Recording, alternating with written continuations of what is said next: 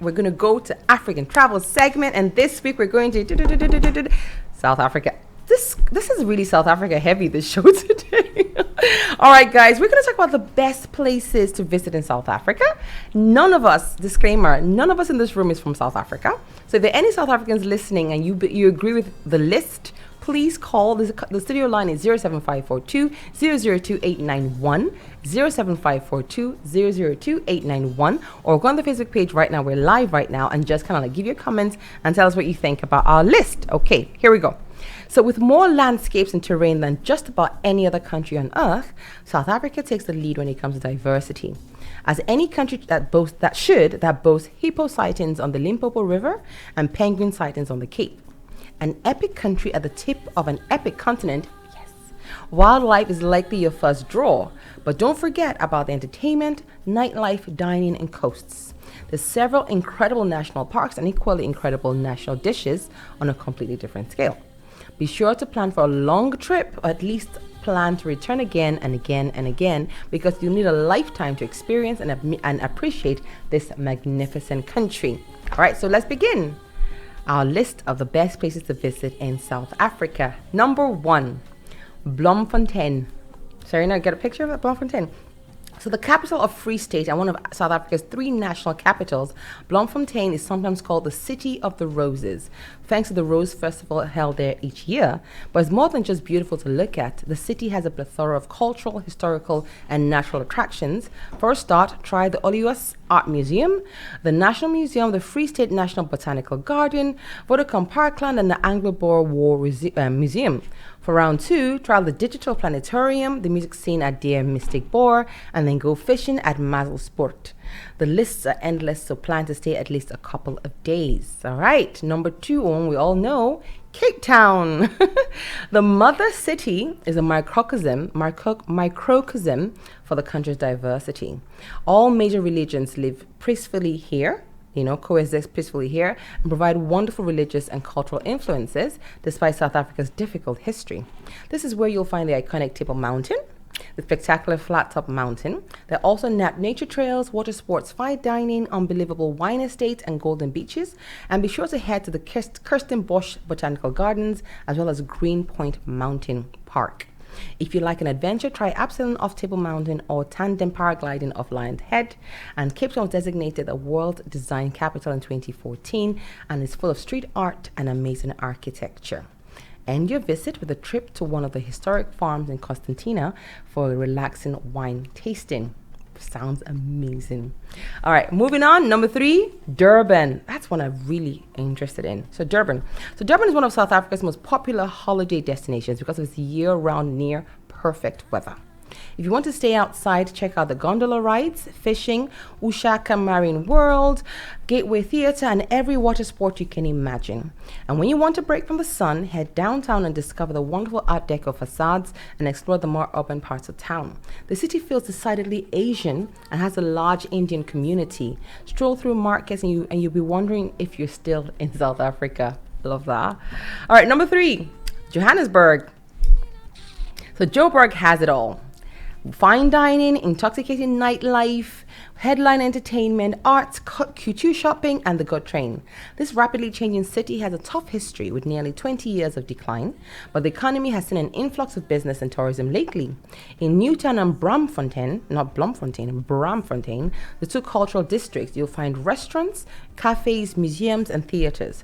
There's so much energy here, it's infectious. The inner city is quickly becoming a tourist hotspot, and you want to make a stop at Moboneng, a hipster-type neighborhood on the eastern side of the inner city. Is the city still struggling with its history, but Johannesburg isn't pretentious and has a lot to offer. And don't forget to stop at the Apartheid Museum for a sobering reminder of the country's past. Okay, number 3, East London. They just took everything with them. Yeah, East London. So East London, if you want a laid back beach scene that doesn't have the crowds, East London is perfect for you. You got everything you want in a beach. Warm ocean, water sports, outdoor adventure, and plenty of sunshine. The heart of the city is an industrial town, and its neighbors generally have more attractions and excursions. If you're looking for the perfect beaches and a chance to escape, you'll love the bayfront location and the huge sand hills. Okay? Number 6, I'm going to need help with this pronunciation. It's Pierta Maritzburg. I think that's it. Pierta Maritzburg. So this heritage city is located in the forests and rolling hills of the Natal Midlands. It's considered one of the best preserved Victorian cities on earth. A tour through town to look at the historic buildings will take you back to another age. Many of these grand buildings have been converted into museums. The city is made up of a large student population as well as a Zulu community that brings a lot of color to the place. Pierta Maritzburg makes the perfect base camp for exploring both the Midlands Meander and KwaZulu-Natal. Number 7, Kimberly. Another historic city is Kimberly, also known as the City That Sparkles. Located in the heart of the Diamond Fields region, it's the home of De Beers and has a rich mining past. The city has capitalized on its history, and there are many areas where you feel like you're in the Old West. Have a drink in an old-timey saloon. Enjoy a ghost tour to learn about the miners of the past, or take a look at the world's largest hand-dug hole. There's a lot of history to discover here, so be sure to put some of their many museums on your list. Number 8, Pretoria. So Pretoria is known as Jacaranda City, and it's because it swims in a sea of purple jacaranda trees. A similar city to Johannesburg, but much more laid back, Pretoria has great museums, historical buildings, and natural attractions for your enjoyment. Once the heart of apartheid South Africa, a new energy is infusing the city, and foreign embassies, businesses, and tourism reach Pretoria. And when you want to relax and stop over as you travel the country, Pretoria is definitely worth a visit. Number 9, Port Elizabeth. Many South African cities seem to have a nickname, and Port Elizabeth is called the Friendly City. At the end of the Garden Route, it lies along Algoa Bay at the western end of the Sunshine Coast, and you'll find blue flag beaches, water sports, and a surrounding amount of history here. Port Elizabeth also, along with the satellite towns of Dispatch and Uitenhage, are collectively known as Nelson Mandela Bay.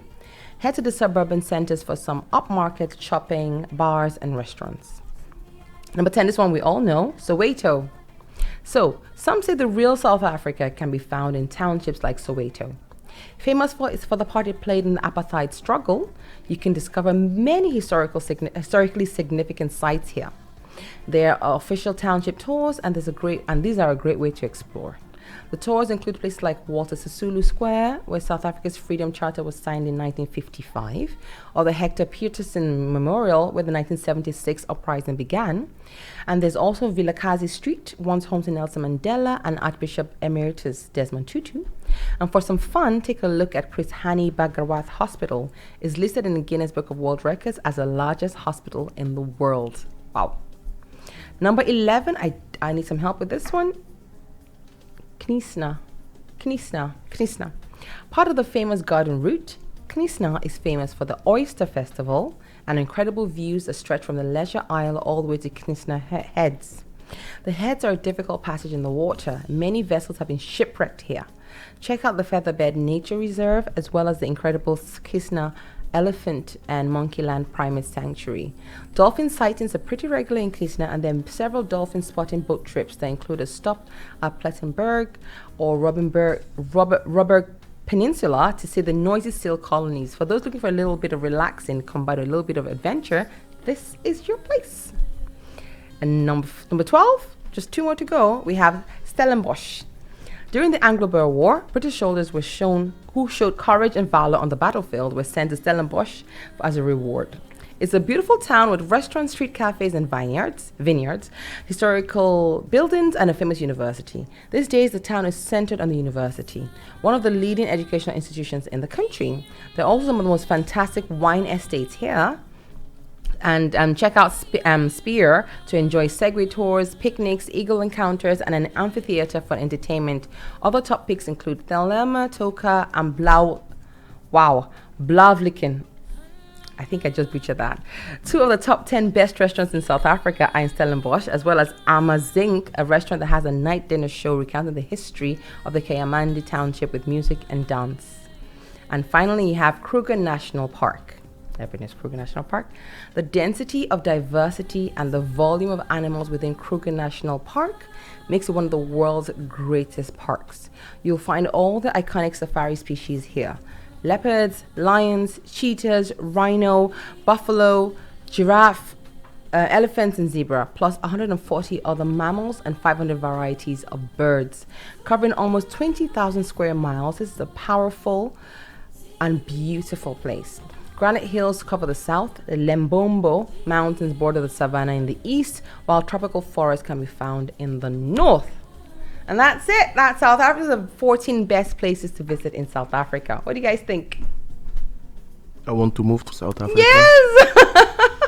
I mean, there's a lot of focus on like water sports. They do like their water sports because they have so many beaches and coasts. Because I mean, it's a coastal country, and so they have like all kinds of like jet skis and this and things to do on the beach. So many things, surfing and all of that to do on the beaches. But they also have like wine estates. They have like national parks. They have forests. They have mountains. They've got everything. Yeah, when your people came, Alex, your white people, when you guys came to South, you must have gone, what? I'm not white. Amazing. Alex said he's not white. I'm Balkan. Balkan. Very special ethnicity. Oh, I'm sorry. Yes. Okay, when your European brothers came, they must have just gone, Jesus, this country's beautiful. We're staying. We're staying. There was something. That must have been that. Serena, what do you think about South Africa? Is there a rivalry? You know how we have Ghana and Nigeria rivalry? Do you have is there a Kenyan South African rivalry? Because of the park, the whole parks. You guys have like major parks, and South Africa has like major parks. Is there like a rivalry between the two countries? I don't know why. No, not really. I don't think so. Like when you think of safari, you think of parks. You think of Kenya and you think of South Africa. So I've always wondered if there's any kind of like rivalry between the two countries, friendly rivalry. I'm not sure. Not that I'm aware of. Okay.